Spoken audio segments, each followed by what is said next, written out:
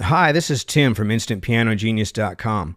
And a lot of people who have watched the initial videos explaining the numbering system and how much easier it makes it to find out what scales and chords to play have said they've learned more in those short videos than they have taking months of piano lessons, which is awesome.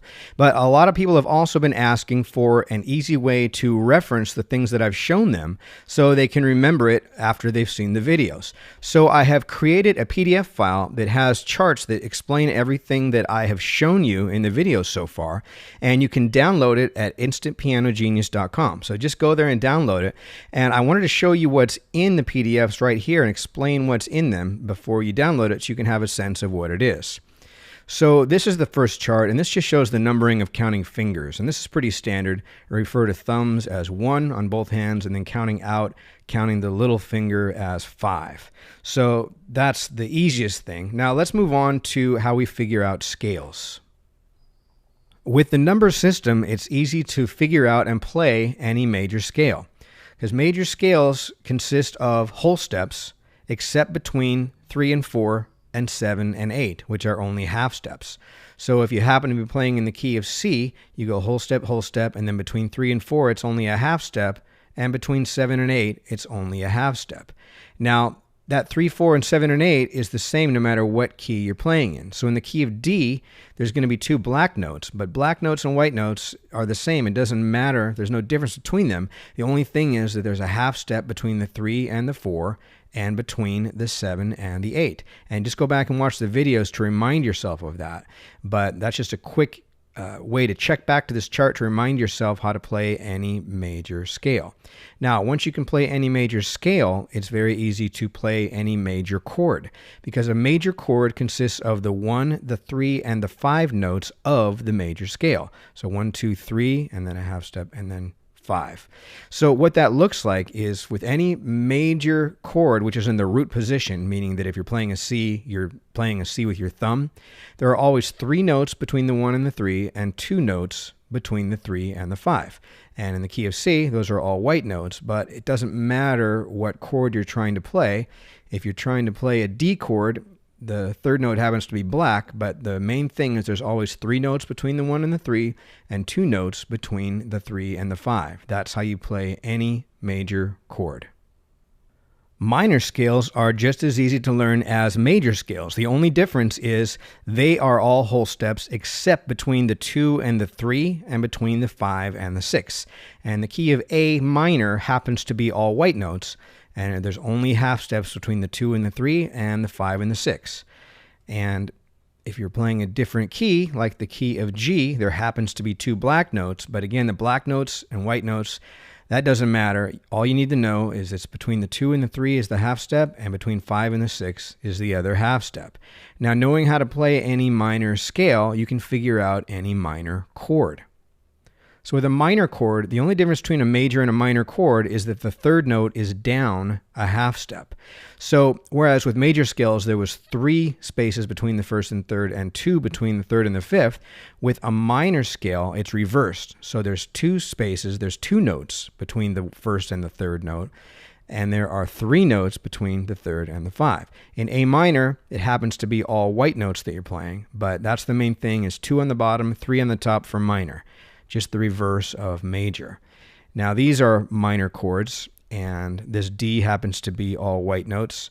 This E minor is all white notes as well. This C minor has 1 black note, but the main thing to see is that they're all constructed the same way, with 2 spaces, 2 notes between the 1 and the 3, and 3 spaces or notes between the 3 and the 5. So what you've just seen is how to figure out how to play any major and any minor scale, and how to play any major and any minor chord in the root position.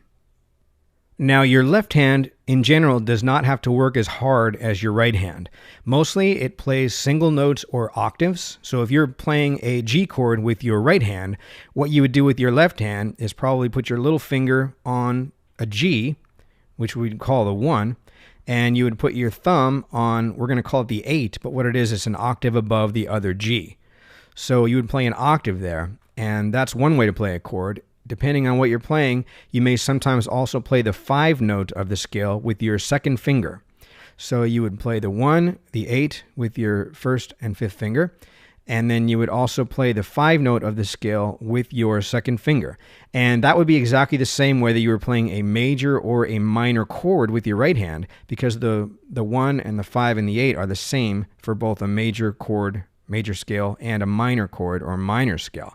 Now, if you're playing an A chord, you'd put your little finger there, you'd put your thumb there, and sometimes you would put your second finger on the 5 note. If you're playing a C chord, you would put your little finger there, your thumb there, and sometimes you would put your second finger on the 5th note and kind of roll between them. And this is all explained in one of the videos on InstantPianoGenius.com. So if you're not familiar with what I'm describing here, just go there and watch that free video. Now here's how to start playing passing notes when you're playing regular chords to start kind of sounding like a pro.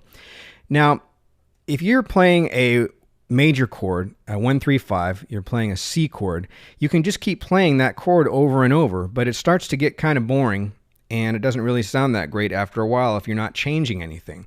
So the second note of the scale is a whole step above the 1, and the 4th note of the scale is a whole step below the 5. So what you can do is, instead of always playing 1, 3, 5, you can, instead of playing the 3, use your second finger to play the 2 note, and then back to the 3, and then you can play the 4th note instead of the 3rd note with your 4th finger, and then back to the 3. And there's a video on InstantPianoGenius.com that explains what that sounds like, so definitely go watch that. But you would just do that with any chord. If you're playing a D chord, the 3rd note would happen to be a black note, but the 2nd and 4th are always one whole step away from the 1 and the 5. All right? Now, minor chords, you can do exactly the same thing. You can play the 2 and the 4 sometimes, and even though the 3rd note is a half step down, because that's the difference between a major and a minor chord, the 2nd note is still a whole step from the 1, and the 4th note is still a whole step from the 4. So you're playing a minor chord, same thing. Sometimes you would play the 1, 3, 5, and then other times, just for a change of pace, you would play the 2 instead of the 3 once, and then back to the 3, and then maybe up to the 4 once, and then back to the 3. And again, you can hear what that sounds like on InstantPianoGenius.com.